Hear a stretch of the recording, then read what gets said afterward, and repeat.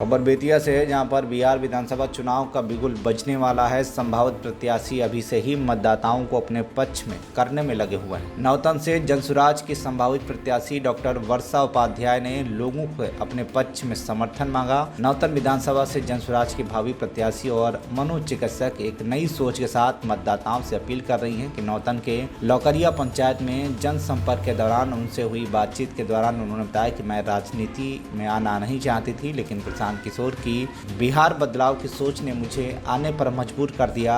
मुझे टिकट मिलता है तो मुझे मालूम है कि जनता को आत्मनिर्भर कैसे बनाना है।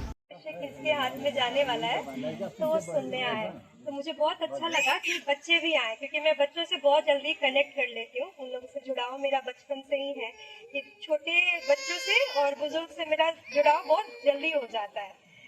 तो यही है कि आपको हम लोग तो कोई फोर्स करने नहीं आए हैं कि आप हम लोगों को ही अपना कैंडिडेट चूज करिए। अभी तो टिकट वितरण नहीं हुआ है, बट कभी भी आप लोगों से पूछा जाएगा तो आपके सामने ऑप्शन तो जरूर है। सबको आप लोगों ने देखा है अच्छे से। हम लोग थोड़ा डिले हो गए, बट फिर भी हम लोगों ने सोच समझ के इस पॉलिटिकल जर्नी में हम लोग आए हैं।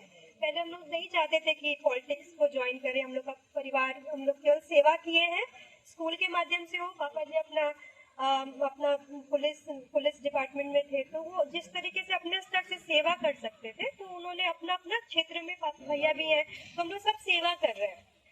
पर कभी ना कभी किसी ना किसी को खड़ा होना पड़ता है पॉलिटिक्स में, ताकि बड़े स्तर पे बदलाव आ सके।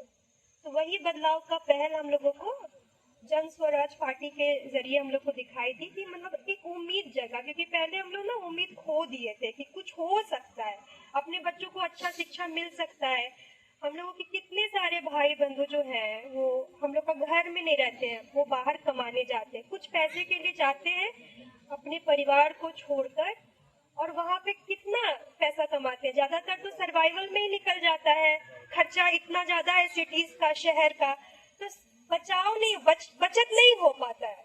और क्यों ना, जब इतना बड़ा जमीन है हमारे पास, अगर उसमें यहीं पे व्यवस्था कर दिया जाए, स्वास्थ्य का हो, शिक्षा का हो और व्यवसाय का हो। कृषि प्रधान हम लोग का देश है, मतलब हम लोगों का राज्य है मोस्टली, तो क्यों ना कृषि में भी ऐसा अल्टरनेटिव, ऐसा विकल्प लेकर आया जाए जिससे लोगों को सच में फायदा हो। ये नहीं कि बोलने वाली बात हो।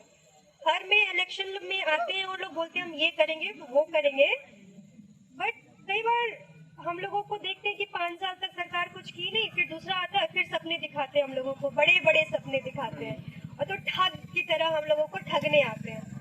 ठीक है, तो ठग अब वो चल नहीं रहा है, क्योंकि जनता समझदार है हमारी। जनता को पता है कौन सच बोल रहा है।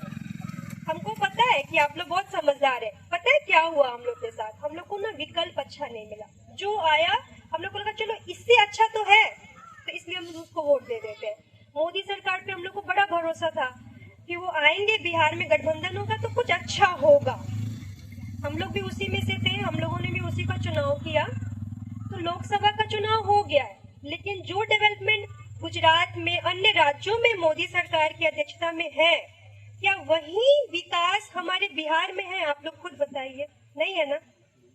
तो महागठबंधन के नाम पे एक तरह से ठग चल रहा है, जिसको हम लोग को तोड़ना पड़ेगा। अभी वो समय है, क्योंकि अगर कोई बिहार का बेटा आप लोग के लिए पैदल पद यात्रा कर रहा है, तो वो अपने स्वार्थ के लिए करे चाहे नहीं करे, कम से कम एक बार कोशिश तो कर रहा है आप लोगों के सामने एक विकल्प रखने का। ठीक है, तो ये विकल्प ना उसको बहुत दिनों के बाद हम लोग के सामने आया है कि एक शिक्षित व्यक्ति बिहार की भूमि से निकल के बिहार के लिए कुछ करना चाहता है वास्तव में। नहीं तो वो कोई वैसे पद यात्रा किसी ने नहीं किया है, कोई इस तरीके से जिसके पास साधनों की कमी नहीं है, जो देश विदेश में उसका नाम है, तो बिहार की भूमि से ही तो निकला है वो। अगर उसकी योग्यता आज सर चढ़ के सब लोग के मतलब दिमाग में बोल रही है, लोग उससे एडवाइस लेने आ रहा है, सलाह लेने आ रहा है, तो उसमें कुछ तो काबिलियत है, तभी उससे सलाह ले रहा है। और वो कौन है, कहाँ पढ़ाई किया है? बिहार में। तो हम लोग के अंदर काबिलियत की तो कमी नहीं है, हर के अंदर काबिलियत भरी है। हम लोग को क्या है, मौका नहीं मिला, और जो सरकार आई वो वो लूटने के उद्देश्य से आई। तो विधायक एक पद है जो जिसका मतलब सीधा सीधा ये होता है कि जनता की बात और सरकार की बात की जो योजना है उसके बीच में एक पुल बनाना।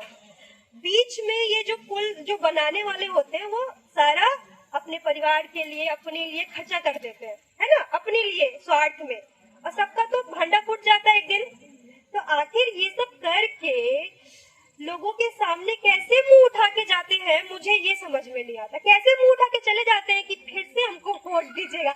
मेरे से नहीं होगा, अगर मेरे से काम नहीं होगा तो मैं 5वें साल में आऊंगी नहीं आप लोगों से करने, क्योंकि मेरा कोई पॉलिटिक्स से कोई जुड़ाव नहीं है, मेरा काम से जुड़ाव है कि अगर कोई काम है तो उसको सही तरीके से होना चाहिए, जनता तक पहुंचना चाहिए। तो यही उद्देश्य है, निस्वार्थ भाव से हम लोग करना चाहते हैं। तो अगर आप लोगों के पास कुछ आते हैं पूछने के लिए तो आप लोगों के सामने विकल्प है। बहुत सारे लोग हैं जो ऑलरेडी जन स्वराज के लिए आप लोगों के सामने समक्ष खड़े हुए हैं। तो बेटी को मौका दीजिएगा, ठीक है। ऑलरेडी जो हम भी 2019 तक बाहर रहे थे और 2019 में हम लोग भी पलायन का शिकार रहा है। हम लोग माइग्रेट हुए, पढ़ाई के लिए बाहर गए। मैं बेंगलोर में एक हॉस्पिटल में काम करती थी। फिर इसके बाद जब कोविड आया, कोरोना आया, तो बिहार की हालत कितनी खराब थी। और जब हम लोग आए बिहार में तो हम लोगों को लगा यार हम लोग अपने लिए तो बहुत कुछ कर रहे हैं, लेकिन अपने बिहार के लिए कोई हाथ भी नहीं लगाना चाहता है। उसको लगता है पिछड़ा रहने दो उसको, ठीक है, उसका कुछ होने वाला नहीं है। तो उम्मीद आप लोग के भी मन में खत्म हो गई थी और हमारे भी मन में खत्म हो गई थी। लेकिन पता नहीं कैसे माता की कृपा है, चाहे हम लोगों का पूरा एक तरह से प्रार्थना है, दिल का दुख है, जिसकी वजह से एक प्रशांत किशोर नाम के व्यक्ति के रूप में हम लोग के सामने एक आशा की किरण जगी है। उस किरण को प्लीज मत बुझने दीजिएगा इस बार, ठीक है। इस बार बिहार को चूज करिएगा। आप लोग किसी भी उम्मीदवार को चूज करें, ऐसा नहीं कि मैं ही बोल रही हूँ मुझे ही चूज करिए। आपको जिसमें लग रहा है शिक्षा की बात हो रही है तो मेरे 2 स्कूल चल रहे हैं, मुझे पता है कैसे शिक्षा देना है। मैं ऑलरेडी चाइल्ड साइकोलॉजिस्ट हूँ, मैं चाइल्ड के ये में काम करती हूँ। और भी जैसे कृषि का है तो कौन सी फसल लगानी है, क्या है, ये सारी बातें वही बता सकता है जो खुद पढ़ा लिखा हो और जो आजकल की दुनिया के हिसाब से, आजकल के जनरेशन के समाज से नए जनरेशन पे हम लोग को काम करना है, राइट। हम लोगों का एक जो बहुत थोड़ा ओल्ड हो गए हैं, ओल्ड एज हो गए, तो वो लोग कभी भी अपने बारे में नहीं सोचते, वो हमेशा अपने बच्चों के बारे में सोचते हैं, उनका भविष्य क्या होगा। तो उनका भविष्य हम लोगों को बनाना है, बिगाड़ना नहीं है। तो इस बार अपने बच्चों के लिए वोट करिएगा, बिहार के लिए वोट करिएगा। बस इसी के साथ मैं अपना स्पीच समाप्त करूंगी। जय भारत, जय बिहार। बस जन स्वराज की वजह से ही राजनीति में कदम रखा है। अगर जन स्वराज नहीं आती तो हम लोग अपना करियर जिस तरह से शिक्षा विभाग में हम लोग ऑलरेडी कार्यरत थे तो वही करते, हम लोग कभी राजनीति में नहीं आते। तो ये हम लोग का इंटेंशन तब आया जब जन स्वराज आई। जन स्वराज की पार्टी की ही देन है कि इतने सारे युवा लोग भी उनसे जुड़ना चाह रहे हैं, क्योंकि उनकी बात में सच्चाई दिखाई देती है, साफ साफ झूठ नहीं दिखाई देता है। तो इस वजह से हम सभी कनेक्ट हो रहे हैं। युवा पीढ़ी को हम लोगों की चाहिए कि उनको एक ऐसा सरकार व्यवस्था मिले जो झूठ नहीं बोले और ईमानदारी के साथ काम करे, उनका हक उनको दे, ठीक है, उनका हक उनको मिलना बहुत जरूरी है। और एक किसी भी विधायक का यही काम होता है कि जो सरकार की योजना है उसको जनता तक पहुंचाया जाए ईमानदारी के साथ। तो मेरा यही उद्देश्य है कि उनका हक उनको बीच से नहीं मारा जाए, बस उनको हक उनको मिले अच्छे से। तो बस यही कामना के साथ मैंने ज्वाइन किया है। आप लोगों का सपोर्ट रहेगा तो जरूर बनेंगे विधायक। काफी सारे दावेदार हैं इस पार्टी से भी, तो आपकी दावेदारी कितनी मजबूत है? देखिए, ये तो जनता को तय करनी है, ठीक है, ये बात तो आप लोग ही तय करेंगे। अगर आप लोगों से पूछा जाएगा तो आप लोग खुद ही अपना बताएंगे ओपिनियन की कौन सा अधिकार, इतने सारे कैंडिडेट है, मुझे कौन सा अच्छा लगा। तो आप लोग अपना ओपिनियन जरूर रखें। जब भी कभी सभा होती है तो आप लोग का ही तो ओपिनियन मैटर करता है, हमारा क्या है। हम लोग के तो बहुत सारे लोग हैं जो दावेदारी कर सकते हैं मैदान में, लेकिन कौन से योद्धा आपको चाहिए ना, ये आप लोग डिसाइड करिए। आप मतलब ये चीज हम लोगों को बहुत अच्छा लगा जब हम लोग की मीटिंग थी प्रशांत किशोर जी से, तो उन्होंने ये भी बोला कि जनता का ओपिनियन ही मैटर करता है, ठीक है, और मतलब और कुछ भी नहीं। सबसे इम्पोर्टेंट तो यही है कि जनता किसको लाना चाहती है। तो एक बार मीटिंग जरूर होगी वापस से कि आप लोगों का ओपिनियन जाना जाएगा कि आप लोगों को कौन सा उम्मीदवार सबसे ज्यादा अच्छा लग रहा है। और अच्छी बात है ना, इतनी सारे ऑप्शंस के बीच में आप लोगों को चुनाव करना है, तो जहाँ पे जो मैं शिक्षा के स्तर पे ऑलरेडी काम कर रही हूँ, वही मैनिफेस्टो में है कि उनको शिक्षा ही चाहिए, पलायन रोकने का। तो जो आजकल की आधुनिक तकनीक है उसको जनता तक पहुँचाना बहुत जरूरी है। पुरानी तकनीकों के हिसाब से हम लोग चलेंगे तो वैसे ही रहेगा पिछड़ा। और तो जो उम्मीदवार आ रहे हैं उनको शिक्षित रहना जरूरी है, साथ के साथ आज के टेक्नोलॉजी से जुड़ा रहना जरूरी है। उनको पता है कि कैसे काम होता है, काम प्लान ऑफ एक्शन उसके दिमाग में होना चाहिए कि जो सरकार बता रही है उसको समझे और जनता तक बिल्कुल ईमानदारी तक पहुंचाए। तो यही मेरी कामना है कि मैंने वही काम करना है।